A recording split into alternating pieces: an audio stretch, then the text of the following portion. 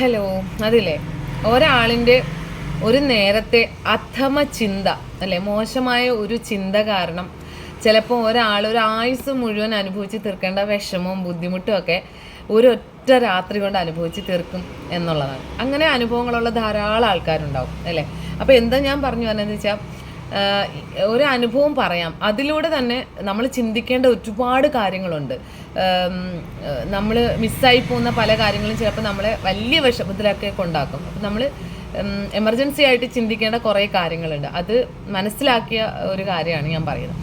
അതായത്, ഒരു രാത്രി ബസ്സിൽ യാത്ര ചെയ്യേണ്ടി വന്നപ്പോൾ, ഒരു ലോങ് ബസ്സാണ്. ലോങ് ബസ് എന്ന് വെച്ചാൽ ബാംഗ്ലൂർ വരയ്ക്കൊക്കെ പോണ ഒരു ബസ്സാണ്. അപ്പം എമർജൻസി ആയിട്ട് സീറ്റ് ഉണ്ടോ എന്ന് ചോദിച്ച് ടപ്പേന്ന് കയറിയതാണ്. അപ്പോൾ അതുകൊണ്ട് തന്നെ പെട്ടെന്ന് ബസ്സിൻ്റെ പേരോ അല്ലെങ്കിൽ അത് എവിടെ വരെ പോണതാണോ അതിലുള്ള ആൾക്കാരോ ഒന്നും നമ്മൾ നോക്കത്തില്ല. അപ്പം ശ്രദ്ധിക്കത്തില്ല. പെട്ടെന്ന് കയറി ഇപ്പോൾ അത്യാവശ്യം ടയർഡ്നെസ്സും കൂടെ ആണെങ്കിൽ വേഗം തന്നെ എത്തേണ്ടടുത്ത് എത്തണം എന്ന് ആഗ്രഹിക്കുന്ന കൂട്ടത്തിൽ. അപ്പോൾ കയറുമ്പോൾ തന്നെ നമ്മൾ ഇറങ്ങേണ്ട സ്ഥലം ഓൾറെഡി പറയും. അപ്പോൾ ഇറങ്ങേണ്ട സ്ഥലം പറഞ്ഞു, പക്ഷെ ഇറങ്ങേണ്ട സ്ഥലത്ത് ഇറക്കിയില്ല. അവരും മറന്നുപോയി, ഇരിക്കുന്നവരും ഉറങ്ങിപ്പോയി. രാത്രിയല്ലേ, ഒരുപാട് രാത്രി 2 മണി സമയമൊക്കെ അല്ലേ, നല്ല പെട്ടെന്ന് ഉറങ്ങിപ്പോവും. അപ്പോൾ അതുകൊണ്ട് തന്നെ ആ സ്ഥലവും കഴിഞ്ഞ് പിന്നെയും 1 മണിക്കൂർ റിട്ടേൺ തിരിച്ച് യാത്ര ചെയ്താൽ എത്താവുന്ന ഒരു ദൂരത്തിലേക്കാണ് ഇറങ്ങിയത് തന്നെ. അപ്പോൾ ഇറങ്ങുമ്പം സ്ഥലം കഴിഞ്ഞു പോയി എന്നുള്ളതിൻ്റെ വെപ്രാളവും പരവേശവും കൊണ്ട് ആ ആളിൻ്റെ ഫോൺ ആ ബസ്സിൽ നഷ്ടപ്പെട്ടു. അപ്പോൾ അതൊന്നും ഓർക്കണില്ല. പെട്ടെന്ന് ഇറങ്ങിക്കഴിഞ്ഞപ്പോഴാണ് എവിടെയാണ് എന്താണ് ആകെപ്പാടെ ഒറ്റപ്പെട്ട ഒരു സ്ഥലത്ത് ഇറങ്ങി. പിന്നെ അവിടുന്ന് അപ്പോൾ പെട്ടെന്ന് തന്നെ ഫോണാണല്ലോ എല്ലാവർക്കും അത്യാവശ്യം ഉപകരിക്കുന്നത്.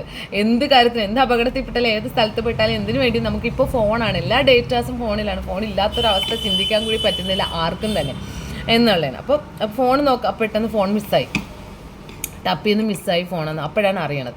അപ്പോൾ തന്നെ സ്വാഭാവികമായിട്ടും നമ്മുടെ ഫോൺ നഷ്ടപ്പെടും. നമ്മൾ ആദ്യം ചെയ്യുന്നത്, നമ്മൾ ആരുടെ ഫോണിൽ നിന്നെങ്കിലും എങ്ങനെയെങ്കിലും നമ്മൾ ആ ഫോണിലേക്ക് കോൺടാക്ട് ചെയ്യാൻ നോക്കും. ആ കോൾ എടുക്കുമ്പോഴാണ് നമുക്ക് പറയാൻ പറ്റും നമ്മുടെ ഫോണാണ് മിസ്സായിപ്പോൾ എന്താ ചെയ്യാൻ പറ്റുക എന്നുള്ളത്. അപ്പോൾ സ്പോട്ടിൽ തന്നെ വിളിക്കാം.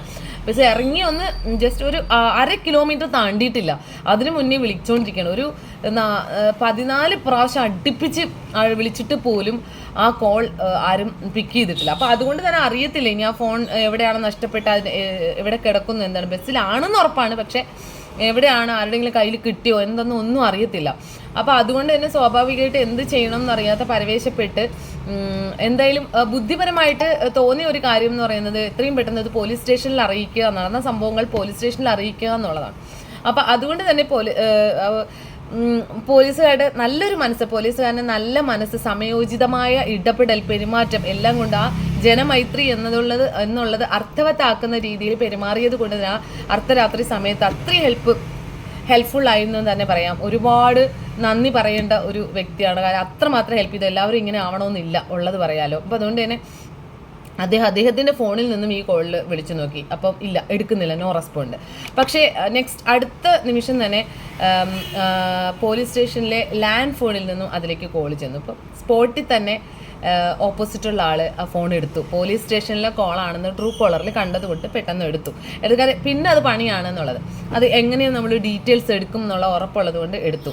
അപ്പം തന്നെ മനസ്സിലാക്കാൻ പറ്റിയൊരു കാര്യം, ആ ഫോണെന്ന് പറയുന്ന ആൾ അത് കിട്ടിയപ്പോൾ മനഃപൂർവ്വമായിരുന്നു അത്രയും കോൾ അതിലേക്ക് ചെന്നിട്ട് പോലും എടുക്കാതിരുന്നത്. അപ്പോൾ ആ ഫോൺ കൈവശം വയ്ക്കുക എന്നുള്ളതായിരുന്നു ആ ആളിൻ്റെ ഉദ്ദേശം എന്നുള്ളത്. അപ്പോൾ ഒരു ഫോൺ നഷ്ടപ്പെട്ടത് പുതിയ ക്യാഷിന് ഫോൺ മേടിക്കാൻ പറ്റും, പക്ഷെ നമ്മൾ ഉപയോഗിച്ചുകൊണ്ടിരിക്കുന്ന നമ്മുടെ പേഴ്സണൽ സിമ്മ്, നമ്മുടെ ഡേറ്റാസുകൾ, എന്തൊക്കെ കാര്യങ്ങൾ, നമ്മുടെ ഒരുപാട് പ്രൈവസി ആയിട്ടുള്ള കാര്യങ്ങൾ അതിനകത്ത് ഡേറ്റാസ് ഉണ്ട്, കിടപ്പുണ്ടാവും. അപ്പോൾ അതൊക്കെ നമുക്ക് പെട്ടെന്ന് നഷ്ടപ്പെട്ട് പിന്നെ അത് റിമൈനിങ് എടുക്കുക എന്നുള്ളത് കുറേ ടൈം എടുക്കും. ഭയങ്കര ബുദ്ധിമുട്ടുള്ള കാര്യമാണ് അതൊക്കെ. അത്രയും സമയം നമുക്ക് എന്തൊക്കെ നഷ്ടങ്ങളായിരിക്കും ഉണ്ടാകുക, ഭയങ്കര പാടായിരിക്കും. അത് നമുക്ക് അറിയുകയോ കേൾക്കുകയോ ഒന്നും ചെയ്യാത്ത ഏതോ ഒരു വ്യക്തിയുടെ കയ്യിൽ നമ്മുടെ ഫുൾ ഡേറ്റാസ് എത്തുക എന്ന് പറയുന്നത് നമ്മൾക്ക് ചിന്തിക്കാൻ പോലും പറ്റാത്ത കാര്യമാണ്.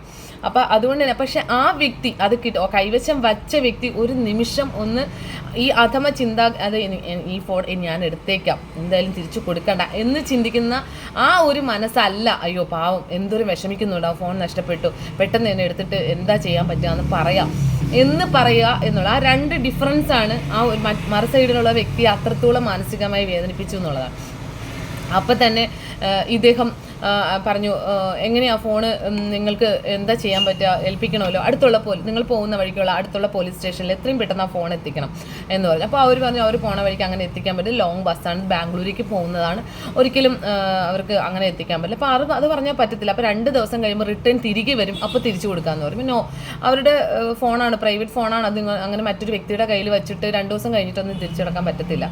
അത് അപ്പോൾ സാറ് പറഞ്ഞു അങ്ങനെ പറ്റത്തില്ല, അടുത്തുള്ള നിങ്ങൾ പോകുന്ന വഴിക്കുള്ള ഏതെങ്കിലും പോലീസ് സ്റ്റേഷൻ പരിധിയിൽ പോലീസ് സ്റ്റേഷനിൽ അത് ഏൽപ്പിക്കണം, അവർ വന്നത് കളക്ട് ചെയ്തോളും എന്ന് പറഞ്ഞു. അപ്പോൾ ഇവർ പലതും പറഞ്ഞു നോക്കി, അപ്പോൾ ഒന്നും സാറ് സമ്മതിച്ചില്ല. ഫോണും കൊണ്ട് കേരളം വിട്ടു പോകാൻ പറ്റില്ല എന്ന് ഉറപ്പിച്ച് പറഞ്ഞു. അതൊക്കെ എനിക്ക് ഭയങ്കര അഭിമാനം തോന്നുന്നു, കേരള പോലീസിനോട് നല്ല അഭിമാനം തോന്നുന്നു, ഉറപ്പിച്ച് പറഞ്ഞു. അപ്പോൾ അവർ പോകുന്ന വഴിക്ക് ഉള്ള അപ്പോൾ തന്നെ നമ്മൾ നിൽക്കുന്ന സ്ഥലത്തുനിന്ന് ഒരു 2 മണിക്കൂർ യാത്ര ചെയ്ത് പോയി വാങ്ങാവുന്ന ഒരു സ്ഥലത്തേക്ക് അവരെത്തി. അവിടെ ആ പരിധിയിലുള്ള പോലീസ് സ്റ്റേഷനിലാണ് അവർ ആ സാധനം ഏൽപ്പിച്ചത്, ഫോൺ ഏൽപ്പിച്ചത്.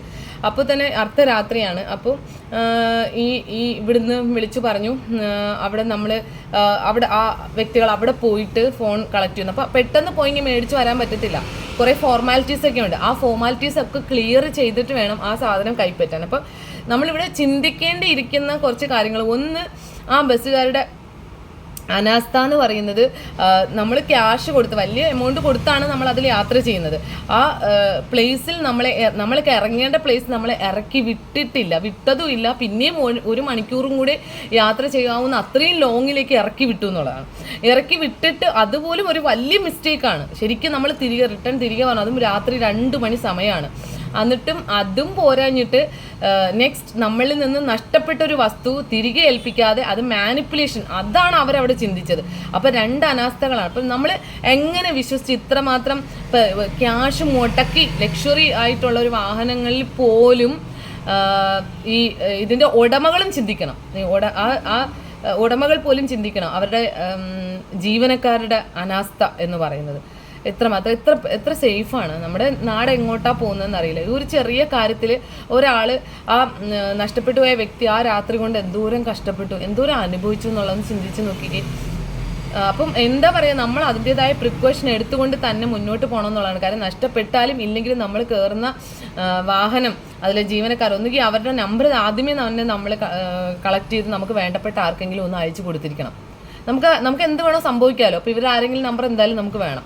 അത് കഴിഞ്ഞ് കഴിഞ്ഞാൽ ഒന്നുകിൽ അതിൻ്റെ ഡീറ്റെയിൽസ്, ആ വണ്ടിയുടെ ഡീറ്റെയിൽസ് ആദ്യമേ തന്നെ എടുത്തിരിക്കണം എന്നുള്ളതാണ്. ഇന്നും കയറാതെ നമ്മൾ ഏതൊരു വാഹനമായാലും. അപ്പോൾ അതിൽ ഈ പോലീസ് സ്റ്റേഷനിൽ നിന്നുള്ള സാറ് പറഞ്ഞു പഠിപ്പിച്ച കാര്യമാണ് ഇതൊക്കെ. നമുക്ക് എപ്പോൾ വേണോ എന്ത് വേണോ സംഭവിക്കാം. അതുകൊണ്ട് തന്നെ നമ്മൾ സേഫ് മുന്നിൽ കാണണം. നമുക്കൊരു അപകടം വന്നാൽ നമുക്ക് രക്ഷപ്പെടാനുള്ള സേഫ്റ്റി നമ്മൾ മുൻകൂട്ടി കാണണം. മുൻകൂട്ടി കണ്ട് വേണ്ടപ്പെട്ട പ്രിക്കോഷൻസ് എടുത്തിട്ട് വേണം നമ്മൾ യാത്ര ചെയ്യാനാണെങ്കിലും എന്ത് കാര്യം ചെയ്യാനാണെങ്കിലും. അപ്പോൾ അത് മനസ്സിലാക്കി തന്നതാണ്.